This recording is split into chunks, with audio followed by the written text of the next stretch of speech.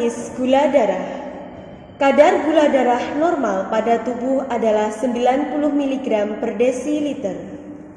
Proses makan akan mempengaruhi peningkatan kadar gula darah dalam tubuh, sehingga tubuh akan mengalami kompensasi, yaitu saat kadar gula darah meningkat, pankreas akan terstimulasi dan sel beta pankreas akan mengeluarkan hormon insulin. Pengeluaran hormon insulin akan mempengaruhi hati dan otot. Di dalam hati akan terjadi pengambilan glukosa dari dalam darah, kemudian disimpan dalam bentuk glikogen yang dibantu oleh hormon glukagon. Sebagian besar glukosa banyak disimpan di dalam otot sebagai energi, sehingga kadar glukosa dalam darah menjadi turun.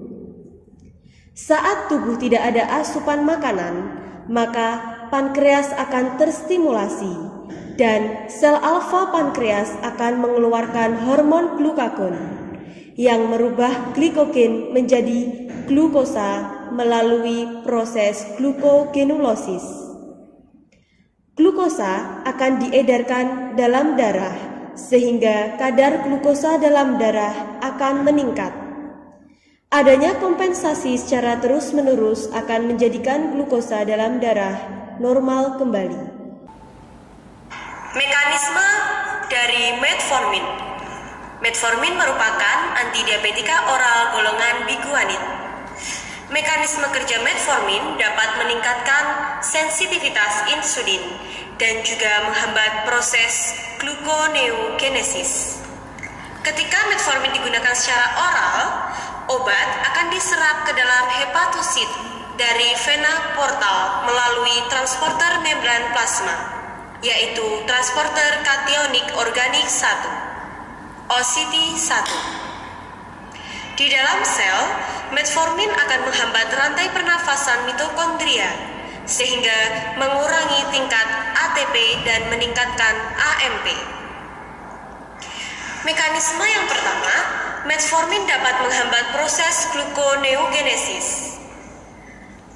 Perbandingan ATP dan AMP akan menghambat fruktosa 1,6 bifosfatase yang mengakibatkan penghambatan akut gluconeogenesis dan juga menghambat siklase adenilat.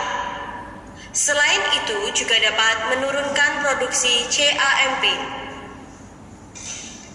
Glukagon meningkat karena adanya induksi CAMP.